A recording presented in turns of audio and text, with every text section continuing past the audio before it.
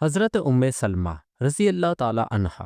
السلام علیکم دوستو، کیا آپ جانتے ہیں کہ اسلام کی تاریخ میں ایک ایسی عورت تھی جس نے صرف عورتوں کو نہیں بلکہ پوری امت کو راہ دکھائی، جس نے رسول اللہ صلی اللہ علیہ وآلہ وسلم کو بھی مشورہ دیا اور آپ نے اس کی بات مان لی، جو کبھی کسی کے سامنے نہیں جھکی اور جس کی عقل اور دانش کا لوہا خود صحابہ کرام نے مانا تھا۔ آج میں آپ کو بتاؤں گا حضرت سلمہ کے بارے میں، جو صرف ام المومنین نہیں بلکہ اسلام کی سب سے دانشور اور بہادر خاتون تھی۔ تو کہانی شروع ہونے سے پہلے ویڈیو کو لائک کریں، کیونکہ آج آپ کو ایک ایسا کردار دیکھنے کو ملے گا جو عورتوں کے لیے مشعل راہ ہے۔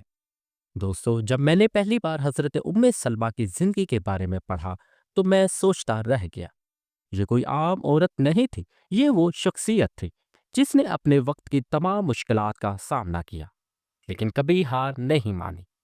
آج کی دنیا میں جب عورتوں کے حقوق کی بات ہوتی ہے تو ہمیں یاد رکھنا چاہیے کہ 1400 سال پہلے اسلام نے ایسی خاتون کو پیدا کیا تھا جو آج بھی ہمارے لیے مثال ہے۔ آج سے تقریباً 1450 سال پہلے کی بات ہے، جب عرب کا معاشرہ انتہائی سخت اور مردوں کے قبضے میں تھا۔ اس دور میں مکہ مکرمہ کے ایک معزز گھرانے میں ایک لڑکی پیدا ہوئی جس کا نام ہند رکھا گیا۔ یہ لڑکی اپنے والد ابو امیہ کی بیٹی تھی، جو قریش کے معزز خاندان سے تعلق رکھتے تھے۔ بچپن سے ہی یہ لڑکی دوسری لڑکیوں سے مختلف تھی۔ جب دوسری لڑکیاں کھیل کود میں مصروف ہوتیں تو یہ بزرگوں کی باتیں سننے میں دلچسپ لیتی۔ ہند کا تعلق ایک ایسے گھر سے تھا جہاں شاعری، ادب اور فصاحت کو بہت اہمیت دی جاتی۔ ان کے والد ابو امیہ خود ایک شاعر تھے اور قریش ان کا بہت احترام کرتے۔ اسی ماحول میں پرورش پانے کی وجہ سے ہند میں بھی زبان و بیان کا ملکہ پیدا ہوا۔ وہ نہ صرف خوبصورت تھی بلکہ عقل اور دانش میں بھی اپنی ہم عمر لڑکیوں سے کہیں آگے تھی۔ جوانی کی عمر میں ہند کا نکاح ابو سلمہ بن عبد الاسد سے ہوا۔ ابو سلمہ بھی قریش کے ایک معزز خاندان سے تعلق رکھتے تھے اور ایک بہادر اور نیک انسان تھے۔ شادی کے بعد ہند کو سلمہ کہا جانے لگا کیونکہ ان کے بیٹے کا نام سلمہ تھا۔ یہ دونوں میاں بیوی بہت خوش تھے اور ان کی زندگی بہت پیار و محبت سے گزر رہی تھی، لیکن اچانک ان کی زندگی میں ایک بہت بڑی تبدیلی آنے والی تھی۔ جب رسول اللہ صلی اللہ علیہ وآلہ وسلم نے اسلام کی دعوت دینا شروع کی تو ابو سلمہ اور سلمہ دونوں اسلام کی دعوت سن کر بہت متاثر ہوئے۔ انہوں نے دیکھا کہ یہ دین انسانیت کے لیے کتنا بہتر ہے، اس میں عدل اور انصاف ہے، مساوات ہے، اور خاص طور پر عورتوں کو وہ حقوق دیے جا رہے ہیں جن کا تصور بھی عرب میں نہیں کیا جاتا۔ دونوں میاں بیوی نے بغیر کسی ہچکچاہٹ کے اسلام قبول کیا، لیکن اس فیصلے کی قیمت انہیں بہت بھاری چکانی پڑی۔ جب قریش کو پتہ چلا کہ ابو سلمہ اور سلمہ نے اسلام قبول کر لیا تو انہوں نے ان دونوں پر ظلم و ستم کا سلسلہ شروع کر دیا۔ سلمہ نے بعد میں بتایا کہ اس وقت انہیں جو تکلیفیں اٹھانی پڑی وہ ناقابل بیان تھی۔ جب حالات بہت بگڑ گئے اور مسلمانوں کے لیے مکہ میں رہنا مشکل ہو گیا تو حضور اکرم صلی اللہ علیہ وآلہ وسلم نے صحابہ کو حبشہ کی طرف ہجرت کرنے کا حکم دیا۔ ابو سلمہ اور سلمہ بھی ان لوگوں میں شامل تھے جنہوں نے پہلی ہجرت میں حبشہ کا رخ کیا۔ یہ کوئی آسان فیصلہ نہیں تھا۔ اپنا گھر بار، اپنے رشتہ دار اور اپنا شہر سب کچھ چھوڑ چھاڑ کر ایک نامعلوم ملک جانا کتنا مشکل ہے، یہ وہی جانتا ہے جس نے یہ تجربہ کیا ہو۔ سلمہ اس وقت حاملہ تھی اور سفر کی مشکلات کے ساتھ حمل کی تکلیف بھی برداشت کرنا پڑی، لیکن انہوں نے کبھی شکوہ شکایت نہیں کی۔ وہ جانتی تھی کہ یہ سب اللہ کی راہ میں ہے اور اللہ ضرور ان کی مدد کرے گا۔ حبشہ پہنچ کر انہوں نے دیکھا کہ وہاں کا بادشاہ نجاشی واقعی ہی ایک منصف مزاج کا حکمران ہے جو مظلوموں کو پناہ دیتا ہے۔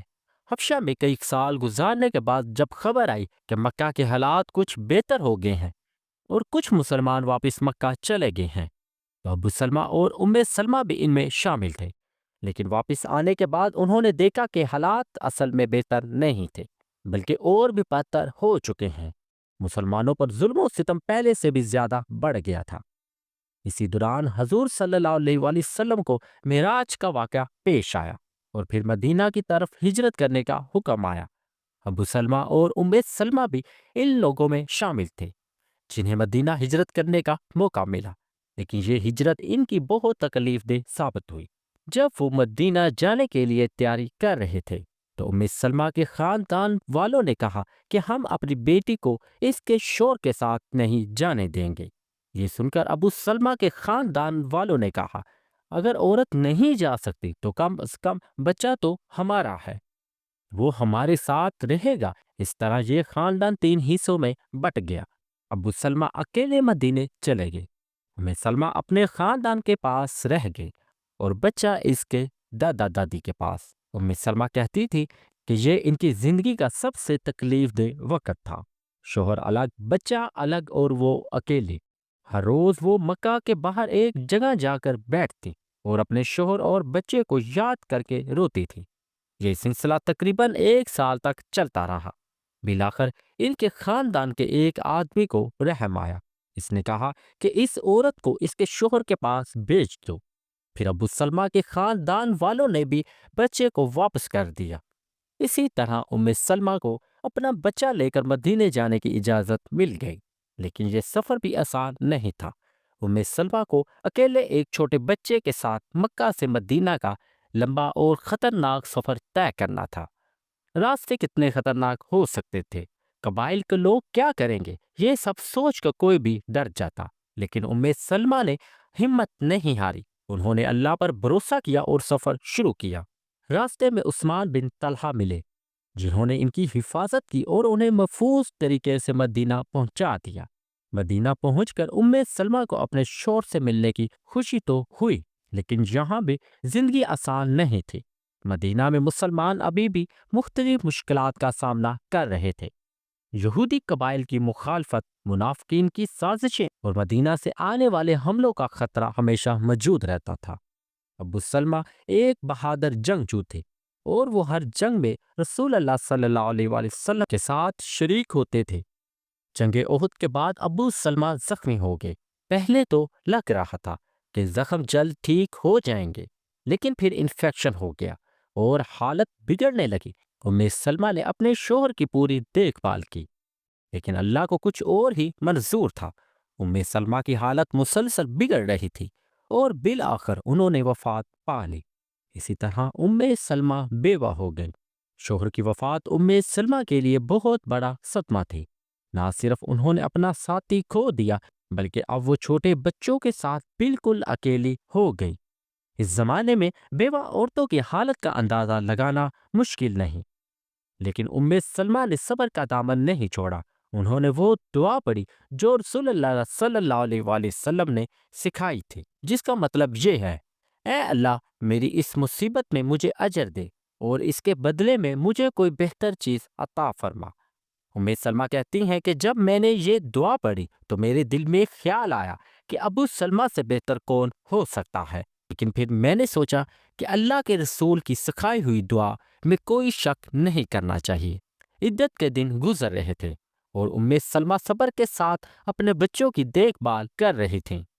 اسی دوران کئی صحابہ نے ان کے ساتھ شادی کا پیغام بھیجا، لیکن انہوں نے سب کے ساتھ معذرت کی۔ پھر ایک دن حضور صلی اللہ علیہ وآلہ وسلم نے ام سلمہ کو شادی کا پیغام بھیجا۔ یہ سن کر ام سلمہ بہت خوش ہوئیں، لیکن اس کے ساتھ ہی کچھ فکر مند ہوئی۔ انہوں نے جواب میں کہا، یا رسول اللہ، میں آپ سے شادی کرنا چاہتی ہوں، لیکن 3 مسائل ہیں۔ پہلا یہ کہ میں بہت غیرت مند ہوں، دوسرا یہ کہ میری عمر زیادہ ہے، اور تیسرا یہ کہ میرے چھوٹے بچے ہیں۔ صلی اللہ علیہ وآلہ وسلم نے جواب دیا کہ غیرت کے بارے میں تو میں اللہ سے دعا کروں گا کہ وہ آپ کی غیرت کم کر دے۔ عمر کے بارے میں میری عمر بھی آپ کے برابر ہے، اور بچوں کے بارے میں وہ میرے بچے ہیں۔ اسی طرح تمام مسائل حل ہو گئے اور ام سلمہ کا نکاح حضور صلی اللہ علیہ وآلہ وسلم سے ہو گیا۔ اب ام سلمہ کو ام المومنین کا لقب حاصل ہوا۔ شادی کے بعد ام سلمہ کی زندگی کا ایک نیا باب شروع ہوا۔ وہ اب صرف ایک مسلمان عورت نہیں تھی، بلکہ ام المومنین تھی، یعنی تمام مومنین کی ماں۔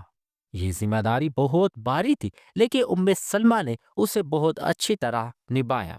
وہ نہ صرف حضور کی گھریلو زندگی میں بہترین ساتھی ثابت ہوئی، بلکہ اسلامی معاشرے کی تعمیر میں بھی اہم کردار ادا کیا۔ ام سلمہ کی ذہانت اور دانش کا اندازہ اس بات سے لگایا جا سکتا ہے کہ حضور صلی اللہ علیہ وآلہ وسلم اہم معاملات میں بھی ان سے مشورہ لیتے۔ صلح حدیبیہ کے موقع پر جب صحابہ کرام کو حضور کے فیصلے پر کچھ اعتراض تھا تو وہ فوری طور پر احرام کھولنے میں ہچکچا رہے تھے، تو ام سلمہ نے حضور کو مشورہ دیا کہ آپ خود پہلے قربانی کر کے بال منڈوا لیں، باقی لوگ خود بخود آپ کی پیروی کریں گے۔ حضور نے ان کی بات مان لی اور واقعی ایسا ہوا۔ یہ واقعہ اس بات کا ثبوت ہے کہ اسلام میں عورتوں کو کتنا اہم مقام حاصل ہے۔ خود رسول اللہ صلی اللہ علیہ وآلہ وسلم اپنی بیوی سے مشورہ لے رہے ہیں اور ان کی بات مانتے ہیں۔ آج کے دور میں جب مردوں کو لگتا ہے کہ عورتوں سے مشورہ لینا ان کی توہین ہے، تب اس واقعے سے سبق لینا چاہیے۔ ام سلمہ نہ صرف ذہین تھی بلکہ بہت بہادر بھی تھی۔ جب کبھی مدینہ پر کوئی خطرہ آتا یا کوئی مشکل حالات پیدا ہوتے تو وہ دوسری امہات المومنین کے ساتھ مل کر حضور کی مدد کرتی۔ انہوں نے کئی بار ایسے مشورے دیے جو مسلمانوں کے لیے بہت فائدہ مند ثابت ہوئے۔ حضور صلی اللہ علیہ وآلہ وسلم کی وفات کے بعد ام سلمہ کی ذمہ داریاں اور بھی بڑھ گئیں۔ اب وہ حدیث کی روایت اور دین کی تعلیم دینے کا کام کرنے لگی۔ بہت سے صحابہ اور تابعین ان سے حدیث سیکھتے تھے۔ ام سلمہ نے کل 378 حدیث روایت کی جو آج بھی احادیث کی کتابوں میں موجود ہیں۔ ان کی روایت کردہ حدیث میں گھریلو زندگی، عورتوں کے مسائل، عبادت کے طریقے اور اخلاقی تعلیمات شامل ہیں۔ خاص طور پر عورتوں کے مسائل کے بارے میں جو حدیث انہوں نے روایت کی وہ آج بھی فقہ کے لیے رہنمائی کا کام کرتے ہیں۔ انہوں نے حیض، نفاس، عدت اور دوسری عورتوں کے خاص مسائل کے بارے میں بہت سی حدیث بیان کی۔ خلفائے راشدین کے دور میں بھی ام سلمہ کا کردار بہت اہم تھا۔ جب کبھی کوئی اختلاف ہوتا یا کوئی مسئلہ پیدا ہوتا تو لوگ ان سے رائے لیتے۔ ام سلمہ ہمیشہ عدل و انصاف کی بات کرتی، وہ کبھی کسی کی طرفداری نہیں کرتی تھی۔ جب حضرت عثمان کے زمانے میں فتنے شروع ہوئے تو ام سلمہ نے لوگوں کو سمجھانے کی کوشش کی کہ آپس میں لڑائی جھگڑے نہیں کرے۔ انہوں نے کہا کہ رسول اللہ صلی اللہ علیہ وآلہ وسلم نے فرمایا تھا، میری امت میں فتنے آئیں گے، ایسے وقت میں گھر بیٹھنا بہتر ہوگا۔ اسی لیے انہوں نے جنگ جمل میں حصہ نہیں لیا، حالانکہ حضرت عائشہ رضی اللہ تعالی عنہا نے ان سے کہا تھا کہ وہ بھی ساتھ آئیں۔ ام سلمہ کی عقل اور دانش کا یہ فیصلہ بالکل درست ثابت ہوا۔ جنگ جمل میں مسلمانوں کا بہت نقصان ہوا اور بعد میں حضرت عائشہ کو بھی اس بات کا افسوس ہوا کہ وہ گھر سے کیوں نکلے۔ ام سلمہ نے بعد میں کہا کہ میں نے رسول اکرم کی ہدایت پر عمل کیا اور فتنے کے وقت گھر میں موجود رہی۔ حضرت علی کے ساتھ ام سلمہ کے تعلقات بہت اچھے تھے۔ وہ انہیں اپنا بیٹا مانتی تھی کیونکہ حضرت علی رسول اللہ صلی اللہ علیہ وآلہ وسلم کے چچا زاد بھائی تھے اور گھر میں ہی پرورش پائے تھے۔ جب یزید نے حضرت امام حسین کو شہید کیا تو ام سلمہ کو بہت صدمہ ہوا۔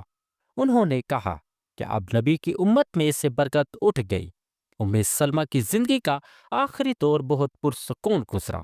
وہ عبادت، ذکر اور حدیث کی تعلیم میں مصروف رہیں۔ بہت سے علماء اور طلباء ان سے فیض حاصل کرتے رہے۔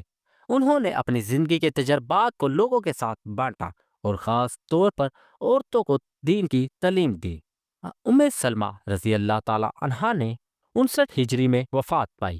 ان کی عمر اس وقت تقریباً 84 سال تھی۔ وہ آخری ام المومنین تھی جنہوں نے وفات پائی۔ ان کی وفات کے ساتھ نبوی گھر کا ایک اہم باب ختم ہو گیا۔ انہیں جنت البقیع میں دفن کیا گیا جہاں دوسرے اہل بیت اور صحابہ کرام بھی آرام فرما رہے ہیں۔ تو دوستو، ام سلمہ کی زندگی کو دیکھتے ہوئے ہمیں یہ احساس ہوتا ہے کہ اسلام نے عورتوں کو کتنا بلند مقام دیا۔ آج کے دور میں جب عورتوں کے حقوق کی بات ہوتی ہے تو ہمیں یاد رکھنا چاہیے کہ 1400 سال پہلے اسلام نے عورتوں کو وہ تمام حقوق دے دیے جن کے لیے آج دنیا لڑ رہی ہے۔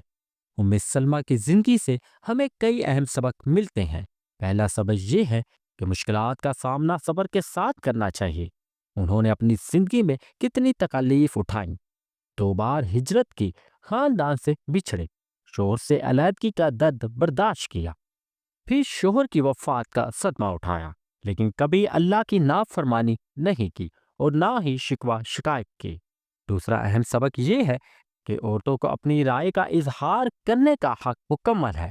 ام سلمہ نے کئی بار اہم معاملات میں اپنی رائے دی اور حضور صلی اللہ علیہ وآلہ وسلم نے ان کی بات سنی اور مانی۔ یہ اس بات کا ثبوت ہے کہ اسلام میں عورتوں کی رائے کو کتنی اہمیت حاصل ہے۔ تیسرا سبق یہ ہے کہ تعلیم اور علم حاصل کرنا ہر مسلمان عورت کا حق اور فرض ہے۔ ام سلمہ نے نہ صرف خود علم حاصل کیا بلکہ دوسروں کو بھی تعلیم دی۔ انہوں نے سینکڑوں حدیث روایت کی جو آج بھی ہمارے لیے رہنمائی کا ذریعہ ہیں۔ چوتھا سبق یہ ہے کہ گھر اور معاشرہ دونوں میں عورت کا کردار اہم ہے۔ ام سلمہ نے نہ صرف اپنے گھر کو سنبھالا بلکہ اسلامی معاشرے کی تعلیمات میں بھی اہم کردار ادا کیا۔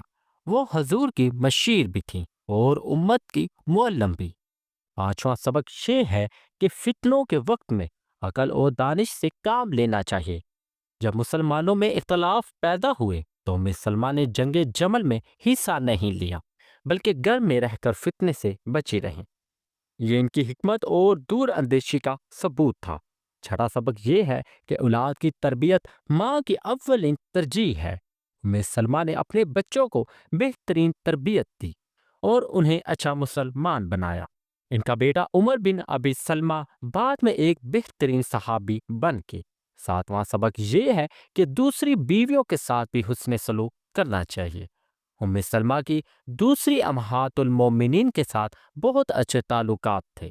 انہوں نے کبھی آپس میں جھگڑا نہیں کیا اور ہمیشہ محبت اور احترام کا برتاؤ کیا۔ آٹھواں سبق یہ ہے کہ عورت کو معاشی طور پر آزاد ہونا چاہیے۔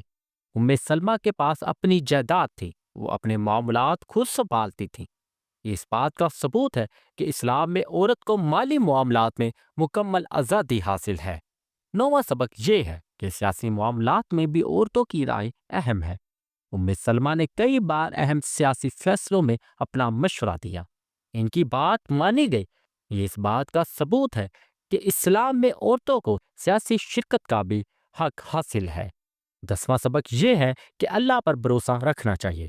ام سلمہ نے اپنی زندگی کی ہر مشکل میں اللہ پر بھروسہ رکھا اور اللہ نے کبھی بھی مایوس نہیں کیا۔ جب انہوں نے شوہر کی وفات کے وقت دعا پڑھی تو اللہ نے انہیں اس سے بہتر یعنی اللہ کے رسول عطا فرمائی۔ دوستو، آج کے دور پہ جب عورت کو گھر کی 4 دیواری میں قید کر دیا جاتا ہے تو ان سے کہا جاتا ہے کہ وہ صرف کھانا پکائیں اور بچے پیدا کریں، تو ام سلمہ کی مثال ہمارے سامنے ہے۔ انہوں نے دکھایا کہ عورت گھر کی ذمہ داریاں نبھانے کے ساتھ ساتھ معاشرے کی تعمیر میں بھی اہم کردار ادا کر سکتی ہے۔ آج جب عورتوں سے کہا جاتا ہے کہ وہ تعلیم حاصل نہیں کر سکتی تو ام سلمہ کی مثال موجود ہے، جنہوں نے نہ صرف خود تعلیم حاصل کی بلکہ دوسروں کو بھی پڑھایا۔